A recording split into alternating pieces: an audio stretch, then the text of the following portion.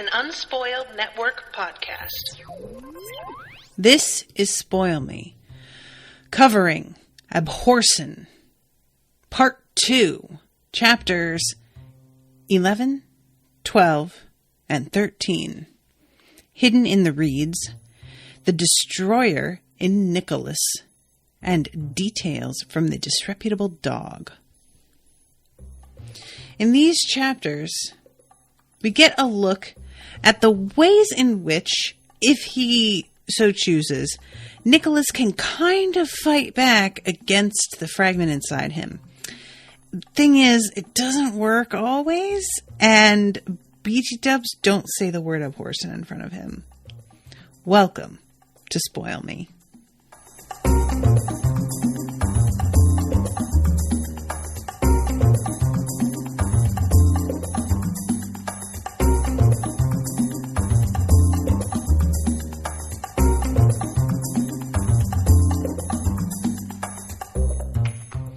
Welcome to the show, everybody. I am Natasha. Thank you very, very much to Abbey for commissioning this episode and for bearing with me as I am a little behind today. These chapters, I just flew through. And it's funny because, I don't really perceive as I'm reading that I'm reading faster than I normally do. But I, finished this one in just under time, and was really, I read the first couple sentences of the next chapter and was like, wait a minute, and double checked, and I wasn't supposed to read that next one. And so I was like, oh my God, I need to stop it. I've been getting shit wrong all day though. So you know what? All week, all month. So, I'm going to try and work on that, on not fucking up. So this first chapter, Hidden in the Reeds, starts off with this sentence that I'm like, I am such a dope. I should have also been in this mindset. It starts off with the sentence, Lirael more than half expected to find a boat made of woven reeds, since the Clare had seen her and Nicholas in it on the Red Lake. Y'all totally forgot. I'm not even going to try and play. Completely forgot about their vision of this. Absolutely surprised that this has been on Lirael's mind, and why wouldn't it be? Because of course, we're all somewhat self-centered people. I feel that most of us, if there were a prophecy made about us, or somebody was like, I saw you doing XYZ, I don't care how mundane, banal, whatever it is they saw us doing was, you'd remember that shit.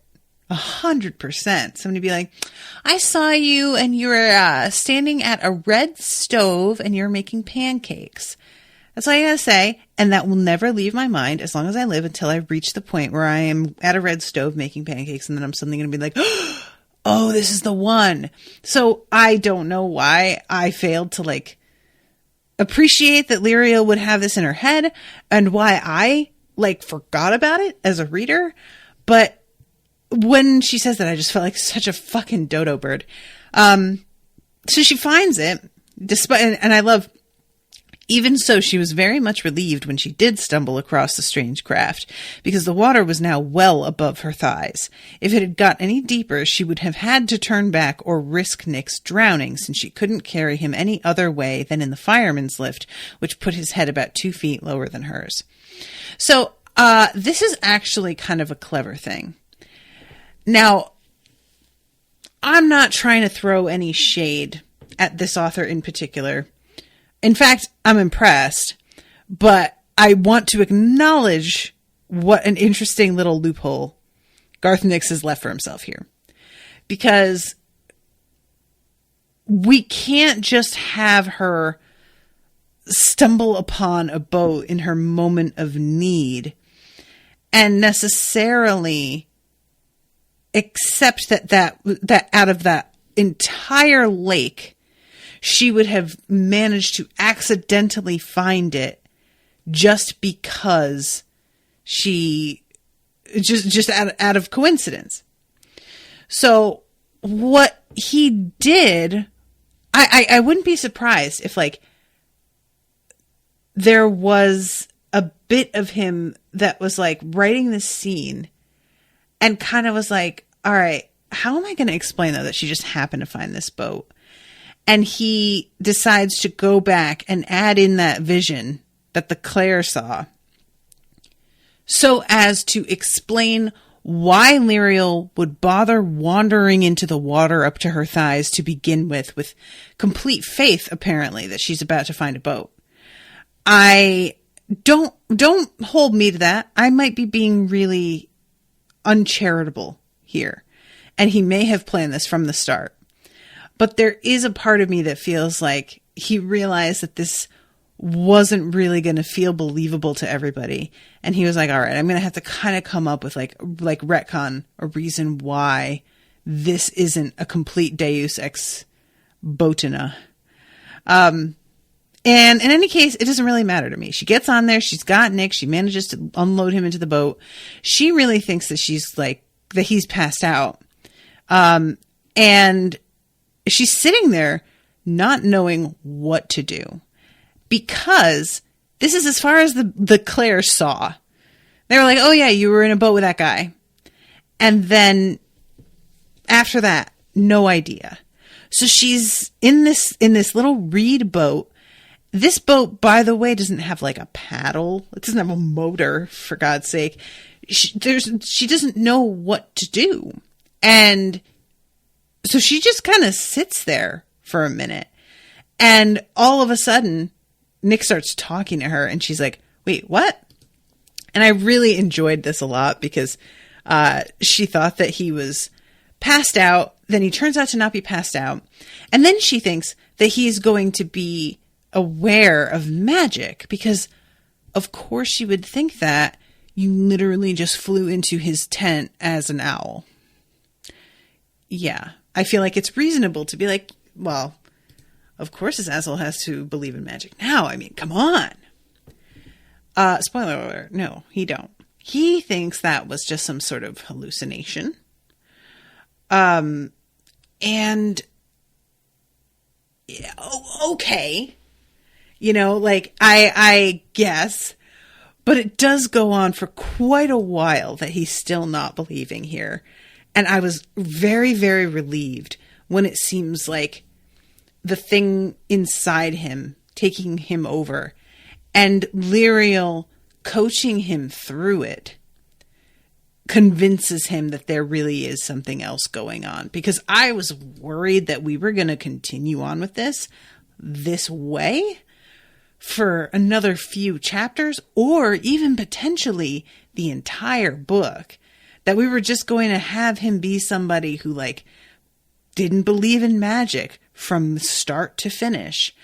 Because, you know, there are definitely like, there are books and movies out there like that where somebody will be like around all of these incredible occurrences. And then afterwards they will try to convince others and they will manage to convince themselves that none of that actually happened and that it was all some sort of elaborate dream or, you know, who knows, just like you name it. And I really wasn't excited about handling Nick this way. It wasn't even because sometimes, oh yes, isn't it amazing that we all thought we saw this thing, but that's totally not how it is. Sometimes that sort of thing can actually be kind of amusing. Or you can have a character that like just manages to miss the outright supernatural thing every time. And they walk into a room when it's just something strange. And so they will begin to think that perhaps the other characters they're with are insane or just weirdos of some kind. But I think what it came down to for me and why I wasn't about to be like receptive to that was because I fucking feel so bad for Nick that I really needed the author to do him the courtesy of letting him be aware of the truth of what's happening to him. Like, I just didn't think that I could bear it. It's not... It doesn't change anything. It doesn't really give Nick more power in the moment, you know? it's just really about the fact that I feel that's the least we can do for this poor kid. He's been through it, man. And he still doesn't really know what's happening to him either. Like, I appreciate Lirael deciding that she's going to tell him and she's going to be honest with him about it. And I really, again, think that that's the right thing to do. But there is a big part of me that's kind of, even though he knows that there's something really wrong and likely supernatural happening, because he didn't believe up until this moment that magic was even real, he's at such a disadvantage now with understanding what's happening and being able to, what's the word I want? Kind of cope, I guess, that I just really, I feel like I said that him knowing is the least we can do, and I still definitely feel that way. But when I say least we can do, I really mean least, because he's not going to be able to cope with this well, for God's sake. Like, he doesn't have any sort of understanding of even, there's no vocabulary for him when none of this world was something that he even thought was real up until just like 10 minutes earlier. So Lirael is there floating with him, and she's talking about the dead. And Nick is real fucking smug, thinking that she's like some local spirits to appease, I take it. And you mentioned Sam before. What's he got to do with this? Did you kidnap him too? The dead are the dead, replied Lirael, frowning. Sam had mentioned that Nick didn't understand or even try to comprehend the Old Kingdom, but this blindness to reality could not be natural. You have them working in your pit, Hedge's dead hands. And no, Sam is working with me to rescue you. You obviously don't understand the danger. Don't tell me Sam has fallen back into all this superstition, said Nick. The dead, as you call them, are simply poor unfortunates who suffer from something like leprosy. And far from rescuing me, you have taken me away from an important scientific experiment. You saw me as an owl, said Lirael, curious to find exactly how blinkered he was. With the winged dog. Hypnosis, or hallucinations, replied Nick. As you can see, I'm not well, which is another reason I shouldn't be in this compost heap of a craft. And so she says something about how, like, whatever's inside of him is, like, screwing with his perception of stuff. He rolls his eyes, says something again about how Hedge will rescue him. And he's like, and, if you turn me in, you'd probably get some kind of reward. And then Lirael can't help but laugh at that outright, and then says something about, well, what exactly is this experiment that you're trying to work on? And this was really interesting. I'm not gonna harp on this too much, guys, because I know nobody cares. And I'm preaching to the choir. If you listen to Unspoiled, you already know. But this moment when she presses him to explain his manner of thinking here and there is very reminiscent of how I feel talking to people with certain belief systems. And I'm talking about the way they see the world, not like religious belief systems or anything like that. Although often how they see the world does factor into that. But I often feel the way that someone sees the world is not shaped by their religious beliefs. Even though I think we all think that, a lot of the time we kind of fall back on that. I believe it's the other way around, that the way that they see the world leads to the way that they decide to go in their religion. But she keeps on asking him questions here. He starts talking about, he starts talking to her about the hemispheres.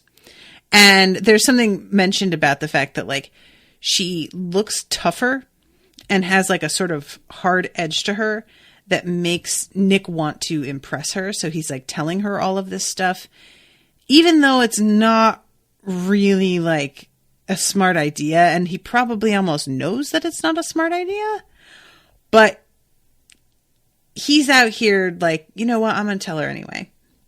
So he starts explaining the hemispheres. A previously unknown metal that I postulate has an almost infinite capacity to absorb electrical energy for later discharge. They also create some sort of ionized field that attracts thunderstorms, which in turn create lightning that is drawn down by the metal. Unfortunately, that ionized field also prevents working of the metal, as steel or iron tools cannot be brought close. It is my intention to connect the hemispheres to a lightning farm, which a trusted associate of mine is building in Ancelstier even as we speak. The lightning farm will be composed of 1,000 connected lightning rods that will draw down the full electrical force of an entire storm. The power will repolarize or demagnetize the two hemispheres so they can be brought together as one. This is the ultimate goal. They must be brought together, you see. It is absolutely essential. How do you know? Asked Lirael. I just know, whispered Nick. I'm a scientist. When the hemispheres are in Ancelstier, I will be able to prove my theories with proper instruments and proper help. Why do the hemispheres have to be brought together? Asked Lirael. That seemed to be the weakest point of his belief, and the most dangerous, for bringing the hemispheres together would make whatever was trapped inside them whole. It was only as she asked it that she realized there was a more important question. They have to be, replied Nick, puzzlement showing clearly on his face. Obviously, he couldn't think clearly about it at all. I love this. We often are tempted to zero in on like the little details of a person's argument when we are having conversations about things. And sometimes it pays to just ask them, okay, why do you think that? I really like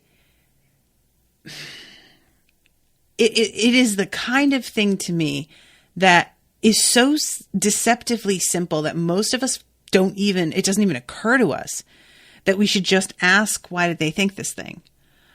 Or not even like, what makes you believe that? Because when I say, why do you believe this thing? That's what it sounds like I'm saying. What makes you believe it? But more, okay, explain to me why that's important to you. And that, I feel like, is the heart of the matter.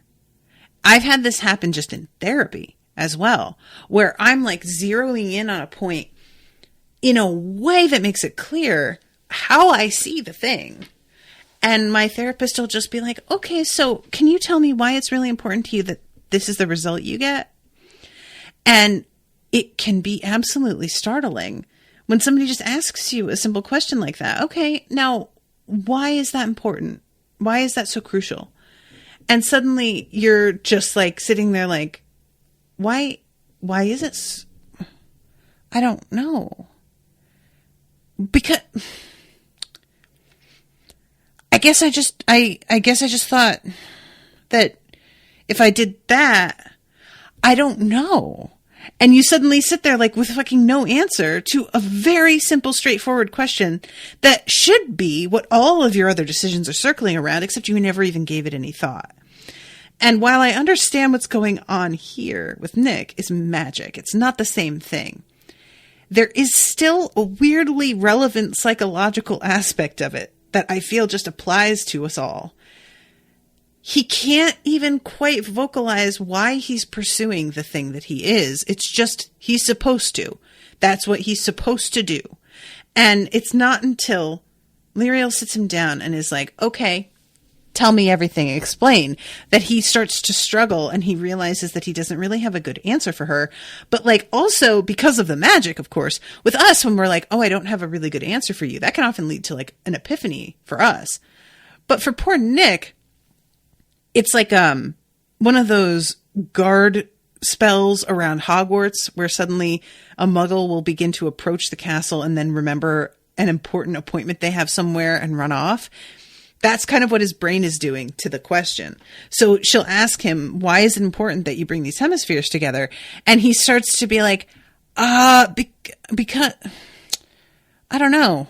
Oh my God, it is nice out today. Like his brain just can't fucking handle the thought, the asking of the question, and just bounces him around to something else like a pinball machine. I loved this. I thought that this was a really interesting idea. And again, it makes me feel so bad for poor Nick, because if you guys think back to how I responded to Nick at the beginning of the book, when Nick is a hero. He runs out and kind of takes command of everybody during a really terrible crisis, and impressed the fuck out of me with being very competent and thinking a couple steps ahead, and generally just being very smart about things. And I just love that we have somebody here who has the potential to go back to being that way, as long as nothing terrible happens to him. I really hope it doesn't. I want Nick to survive. But also, I like knowing that Nick isn't a fool. You know, Nick is spoiled, and Nick is a bit biased against the idea of magic and doesn't really believe it. So sure. But he isn't somebody who lacks a lot of logic, and somehow that makes it so much worse that he's been taken over by this thing. It's like insulting, you know? You kind of like to see people who are not very intelligent as the ones that suffer this sort of fate, because we can tell ourselves it's a mental weakness of theirs that allows them to be taken over. But that's not the case. It's fucking magic. So anyway, Abby's here. Hi, Abbey. So she asks him exactly how he'll get the hemispheres to Ancelstier and where is the lightning farm. Very, very key information. So he tells her about Fourwind Mill, the exact place that it's meant to go, about how he has papers in place that are going to allow him to import something of this size, and that the papers aren't even in his custody. This isn't even something that he has control over. They're in his name, but they are with whomever is supposed to meet him on the other side. So essentially, there is nothing that can be done from where she sits to stop these things from being transported where they're going. That's a done deal. And he talks about his uncle.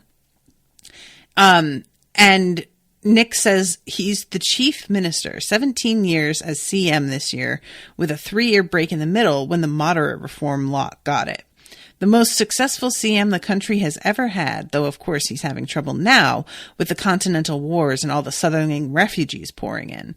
Still, I don't think Coralini and his ragtag bunch will get the numbers to unseat him. He's my mother's oldest brother and a damn good chap, always happy to help a deserving nephew. So, nepotism. So, he then says, now are you going to let me go? No, said Lirael. You're being rescued, whether you like it or not. In that case, I shan't tell you any more, Nick proclaimed petulantly. He laid himself back down again, rustling against the rushes. Oh, Nick, you little just Dorcas. So then he asks her how she knows Sam. If she's a princess, or if maybe she's Sam's fiance. And there's a real, sort of vibe here.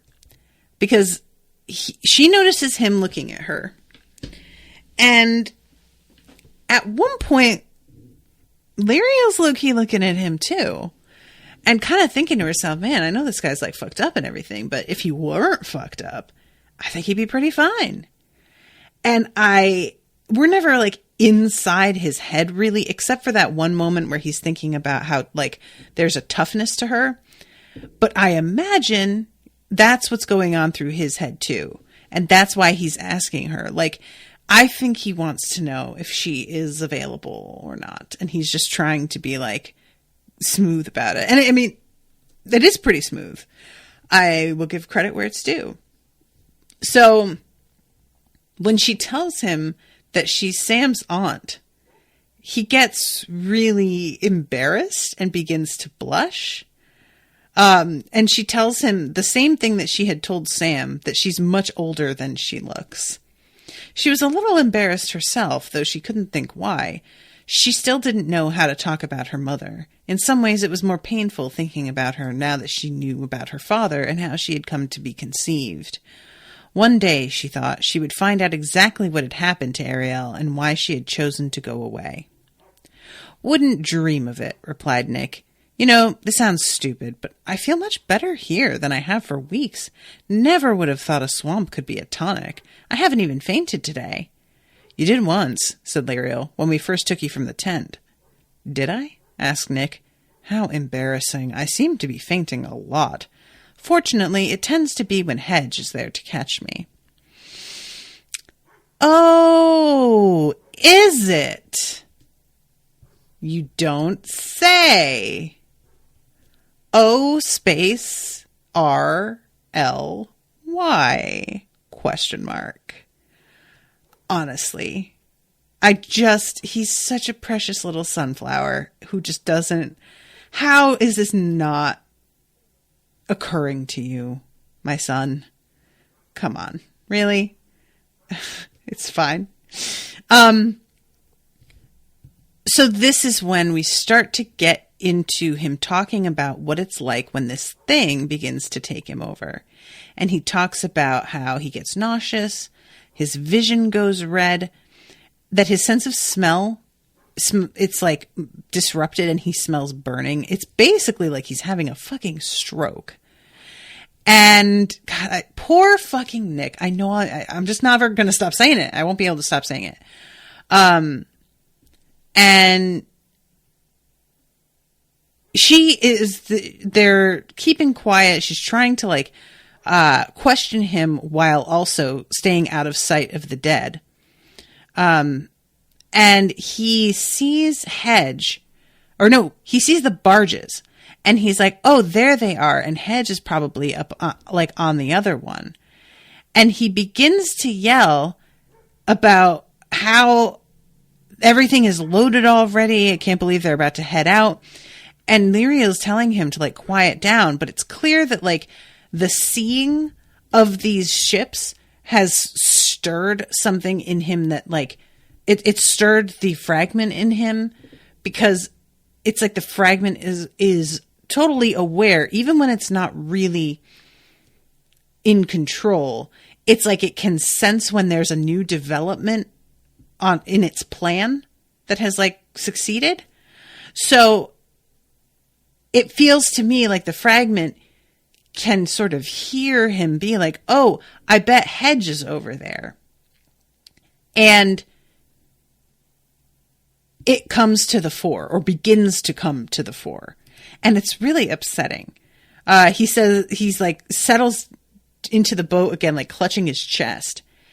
And he starts to have smoke coming out of his nose.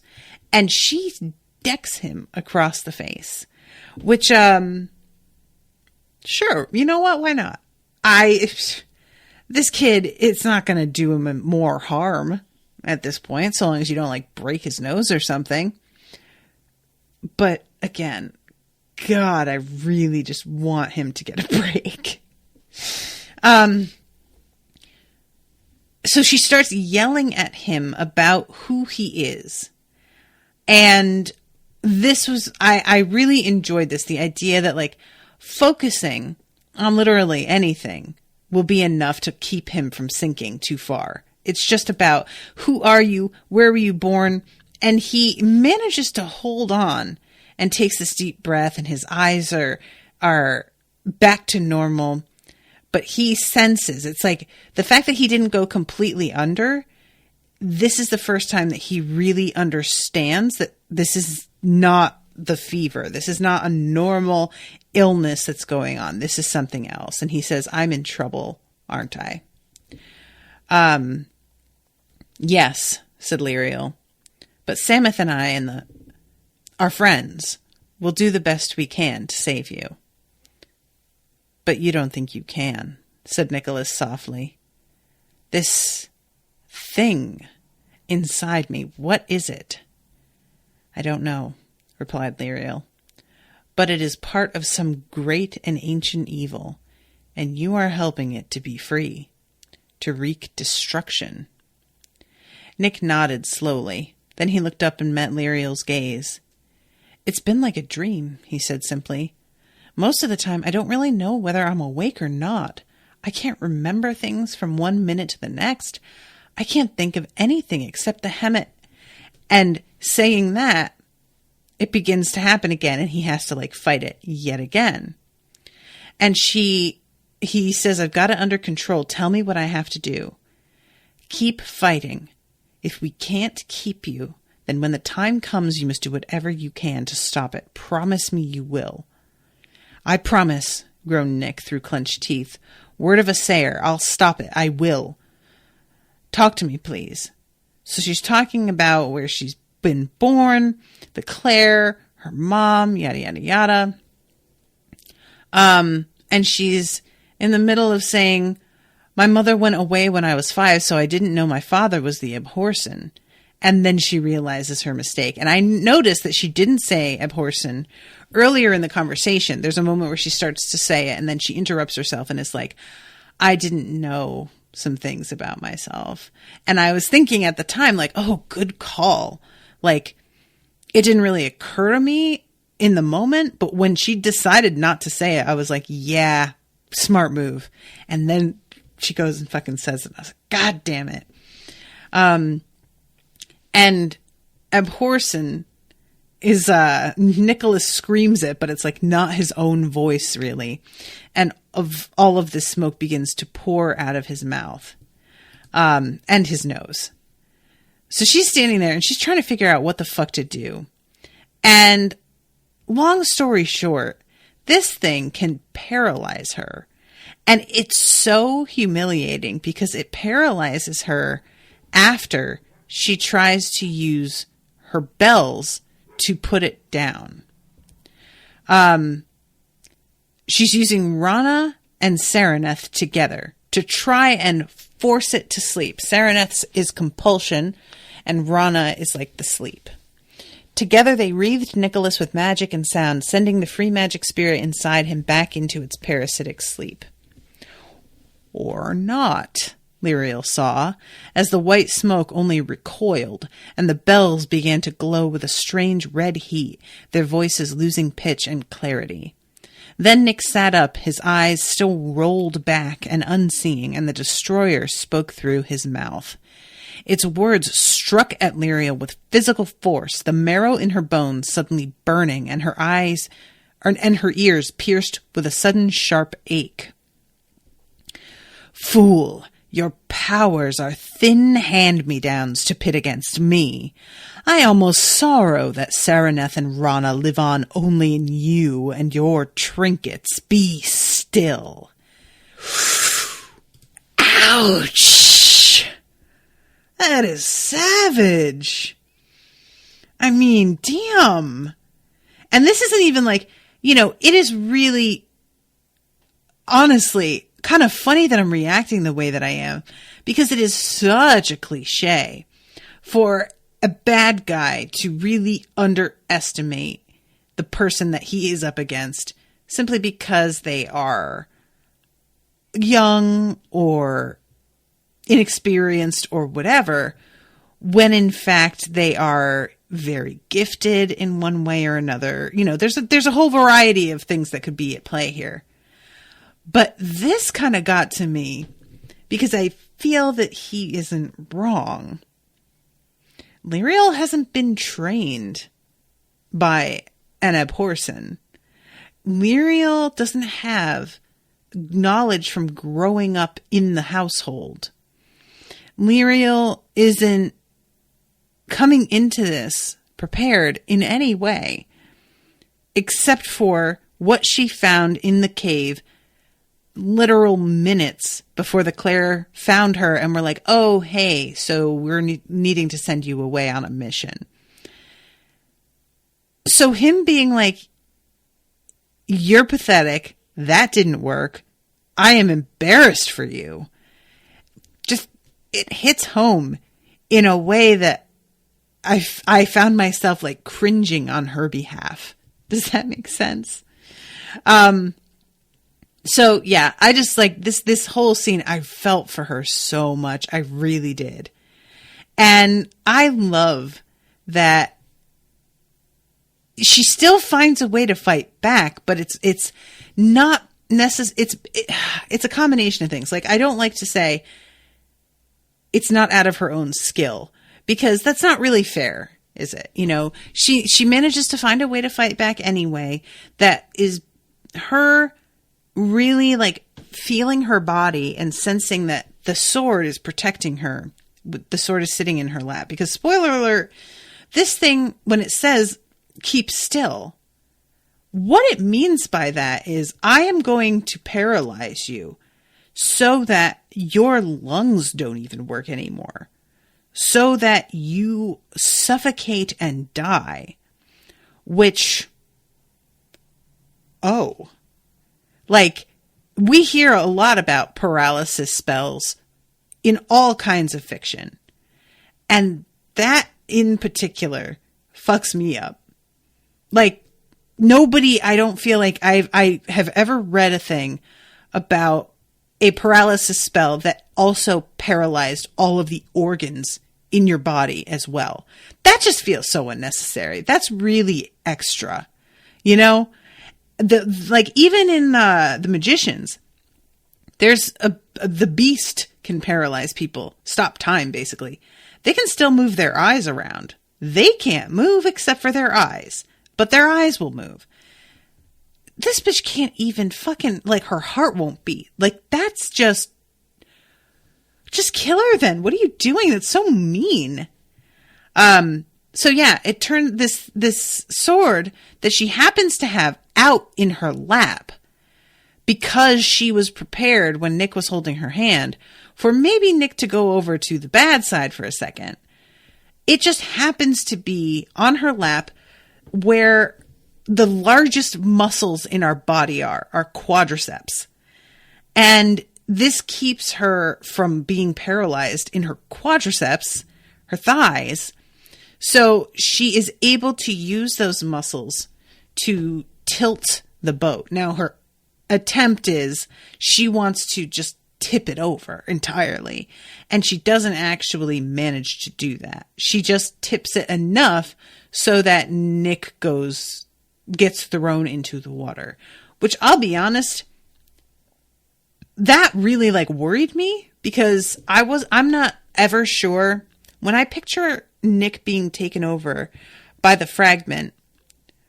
I know that Nick is described as just sort of speaking with a different voice, but I always picture it as more his mouth is hanging open and there's just a voice coming out of his throat, and his eyes are also like rolled back. So I kind of picture him as being like slack, and this thing just like echoing out from the depths of his body, rather than him maintaining any sort of real control over himself. And I say that with the full recognition of it being specifically mentioned that Nick is managing, in the couple of times that she first attempts to tilt the boat, he is managing to stay on his, like, balanced. But I kind of thought of that as being like an instinctual thing and not really like a conscious thing. And I might be right. I don't know. But all of this to say, I was very worried that when she tipped the boat and he goes into the water, that he was going to drown. That he's at the moment taken over by this thing, and that this is going to result in him dying another way. Because, like, she mentions a little bit later, I think, how she thought about, like, just killing Nick because he's carrying this thing, and then she realized that's they've been functioning with purely dead people this whole time. Clearly killing Nick is not going to do anything. This thing is still going to be able to use him as an avatar, whether he's dead or not. So that's not going to help things. I appreciate that being specifically mentioned, because that didn't even occur to me, even though it really fucking should have. But I don't want Nick to die. I really want him. I don't know why I'm so invested in him, but I really am.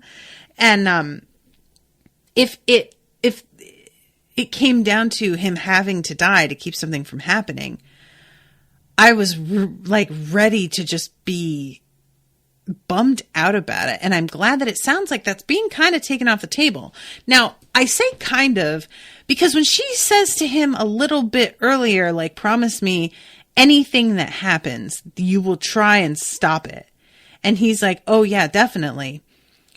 But that sounded to me kind of like him saying, if it's trying to get me to do a thing, I would kill myself rather than let it succeed.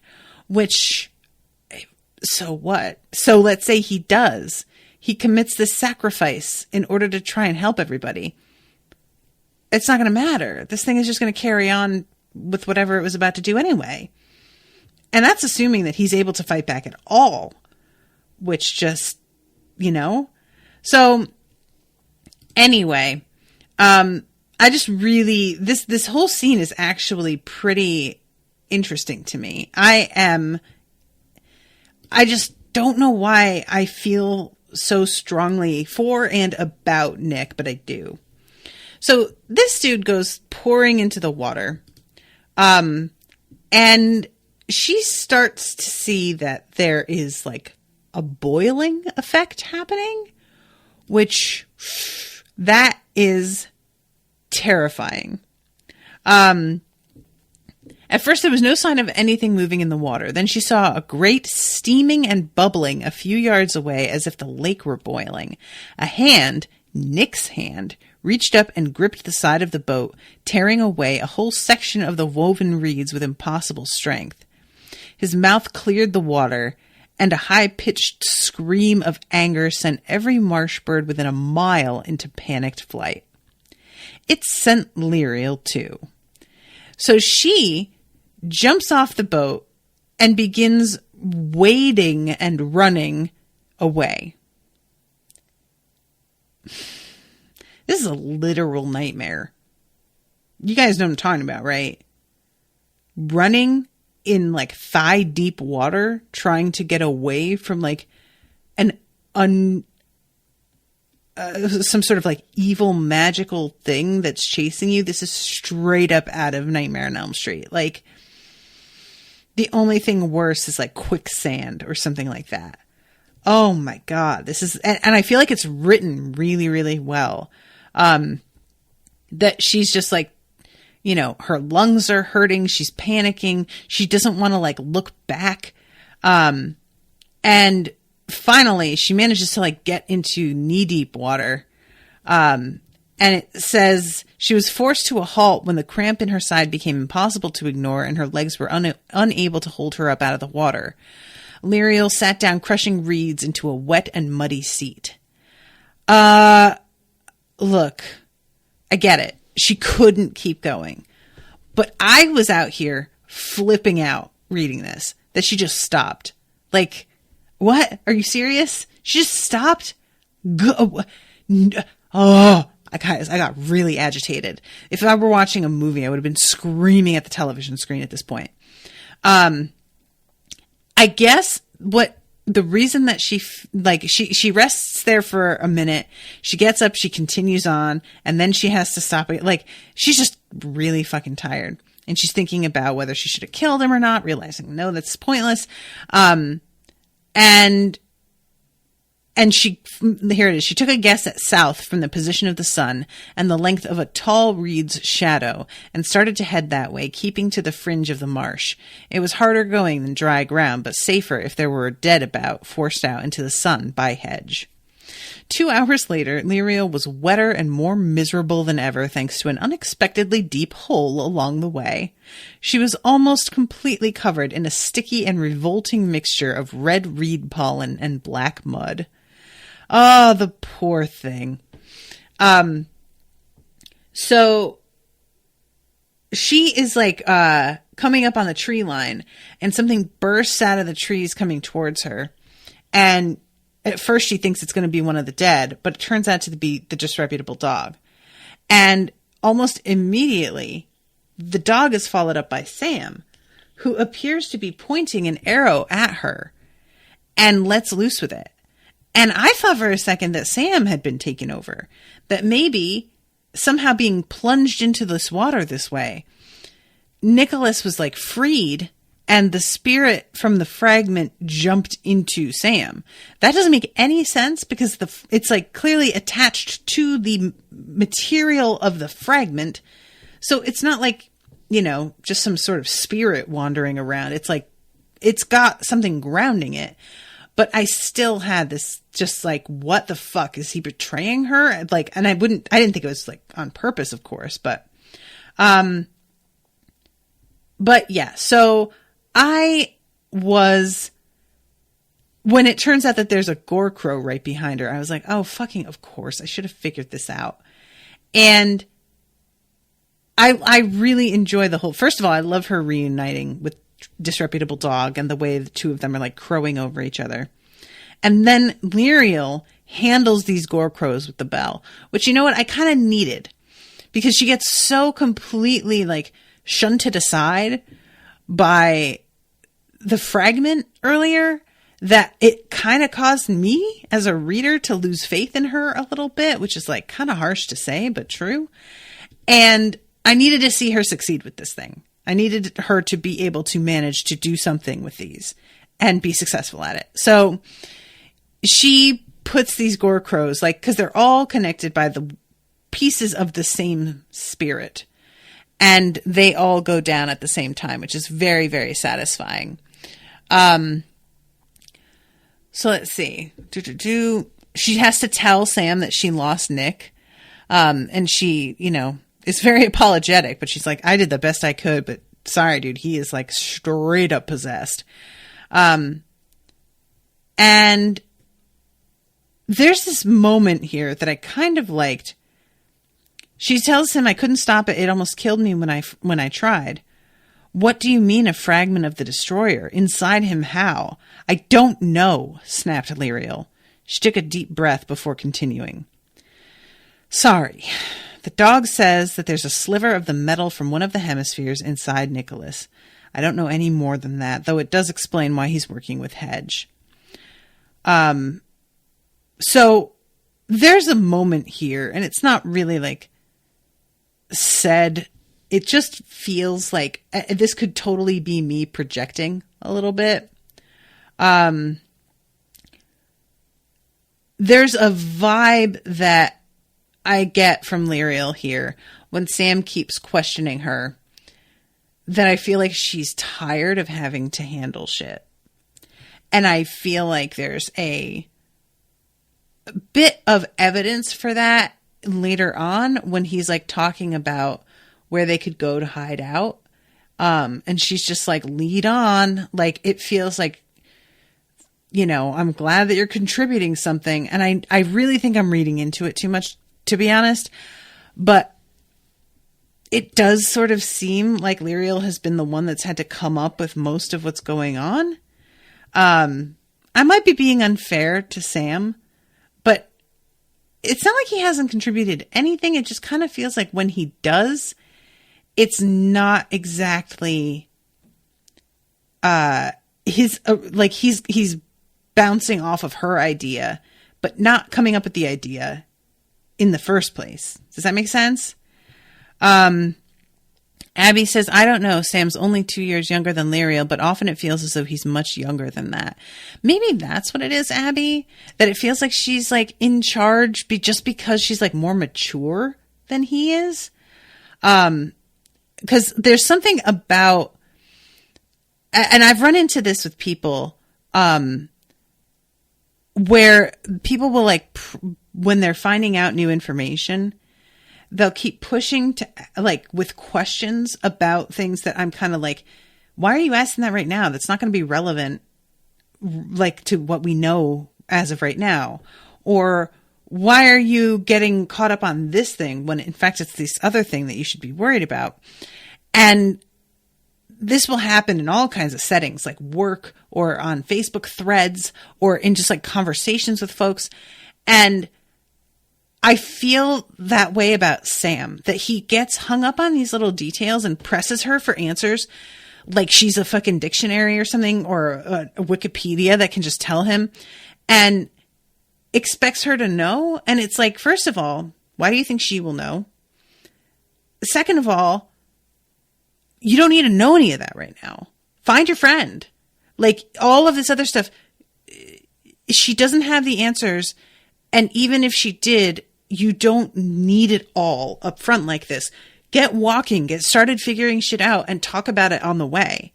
But there's something about the way that he keeps like demanding like something from her over and over again that I'm just like, man, you are really kind of a drag, dude. You need to like, I don't know, just kind of sit back and like let the information absorb in your brain before you immediately jump to asking another question, because it feels like you're not grasping everything. Abbey says, I suppose he's also grown up as a prince and his parents basically know everything and he's been coddled and spoiled, whereas although she's never wanted for anything, she's been much more alone and has learned to rely on herself. Yeah, I was actually going to mention that. I feel that's really true. He has been told what to do since the day he was born, I'm sure. Like, far apart from just being spoiled, which is a whole other issue. If you are somebody who has been always on a schedule and has always been told what the next step is, that is a hard thing to get past, you know? That's one of those things that I think we don't really appreciate with college students, like getting sent out into the world. They went from elementary and middle and high school and college. Like, college, you have more freedom, but you're still on a schedule and being told what all to do. And then they're suddenly thrown out into the world and they just have to like figure out their own schedule. And it's just like, wait, what?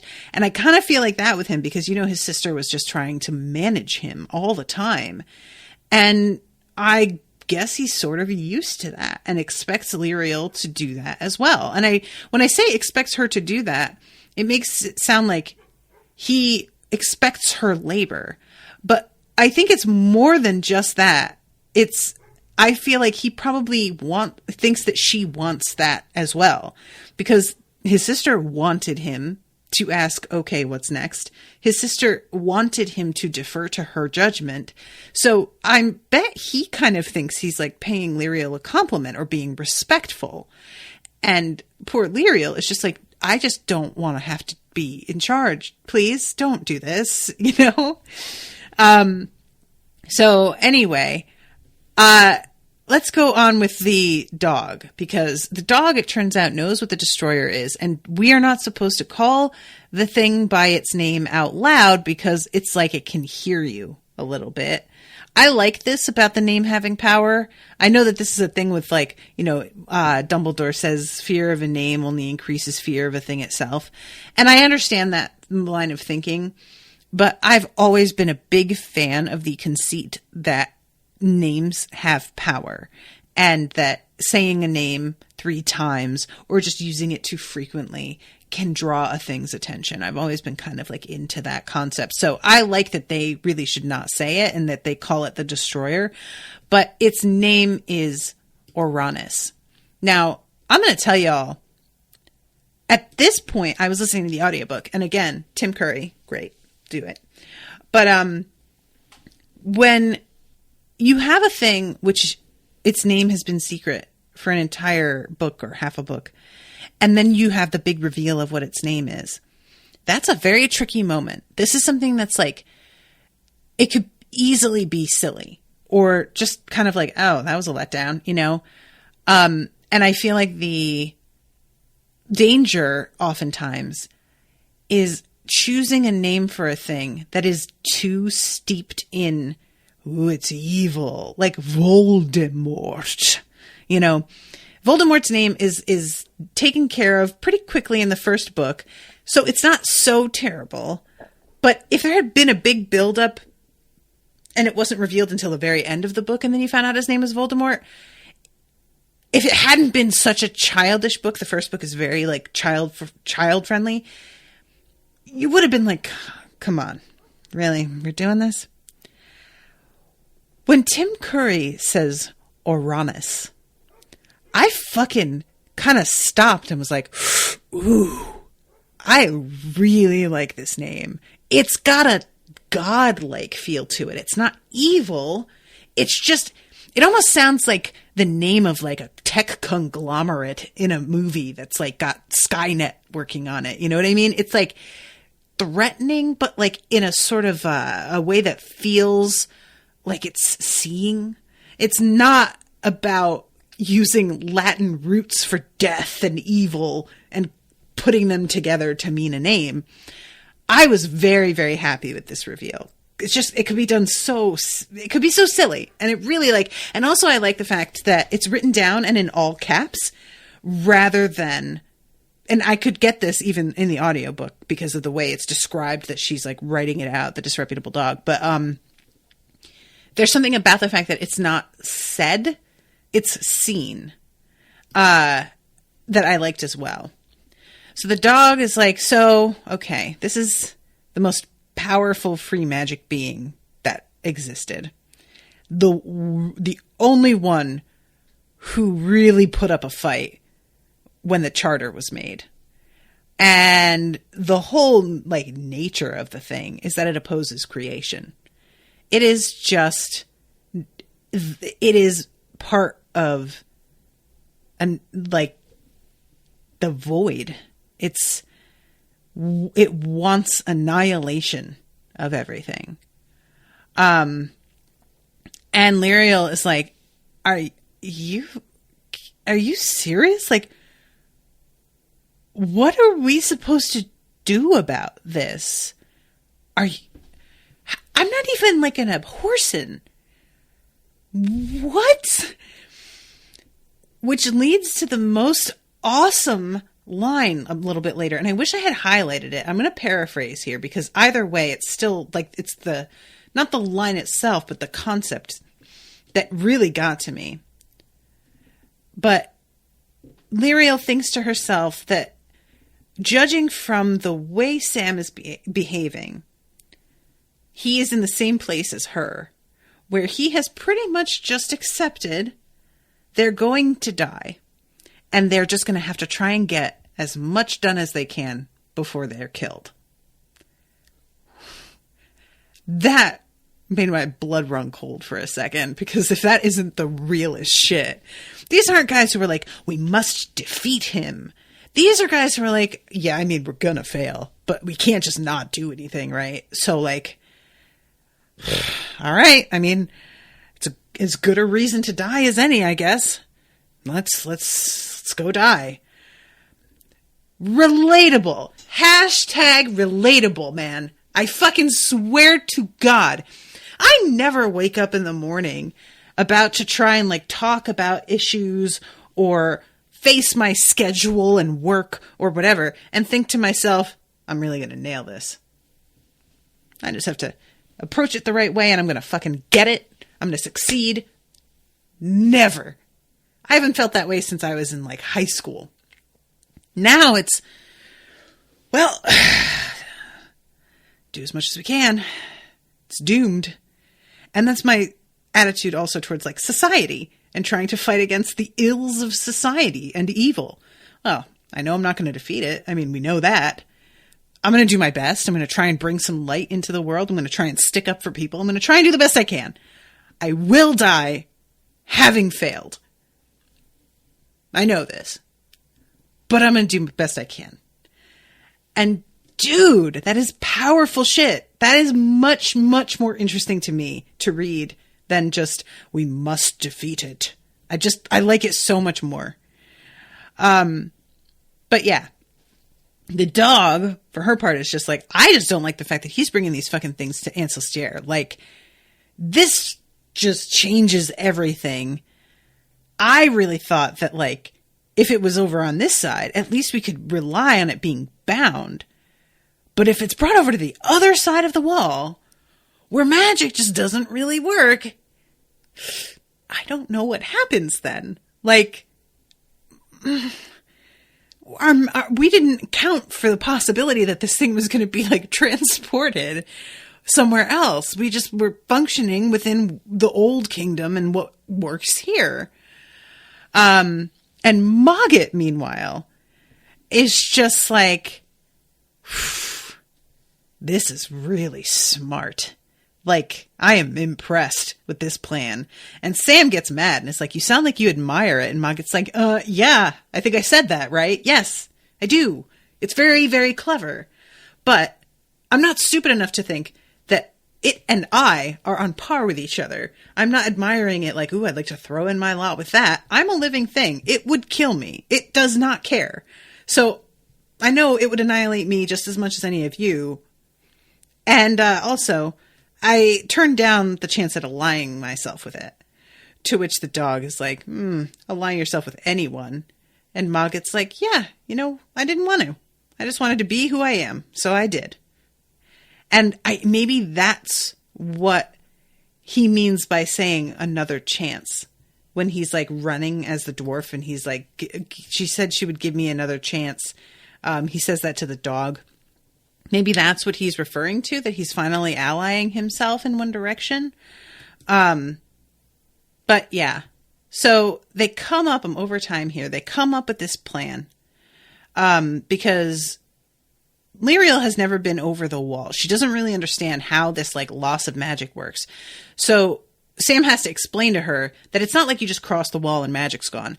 It's you cross the wall, and the further you get away from that wall as you continue into Ancestier, the weaker magic becomes, until eventually it just doesn't work anymore.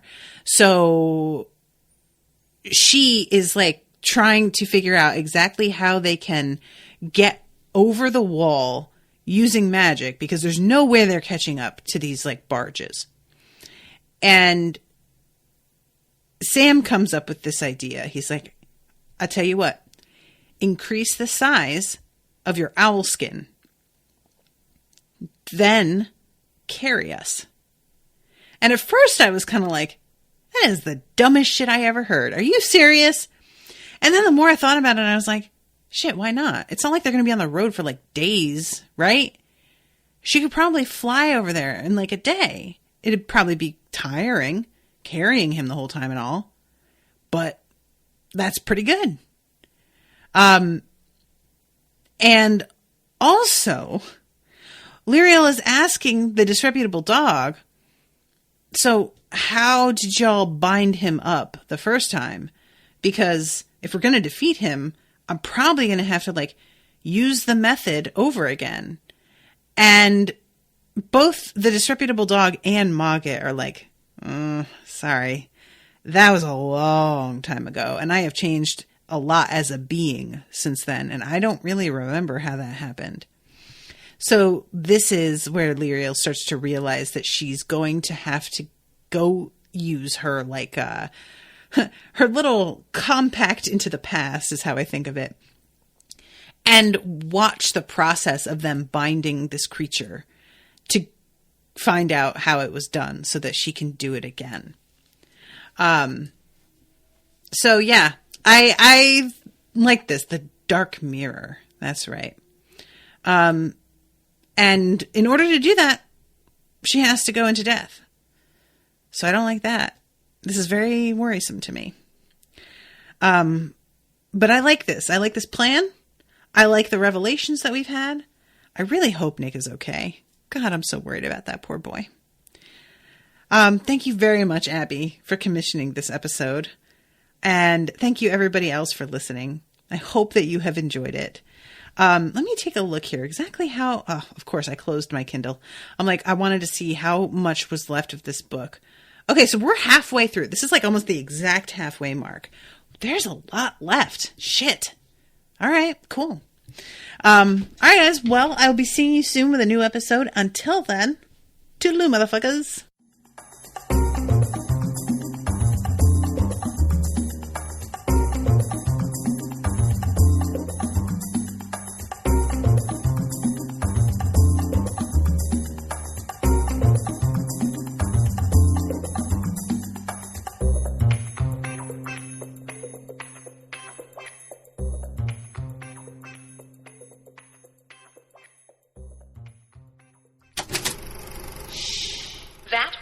Unspoiled Network podcast.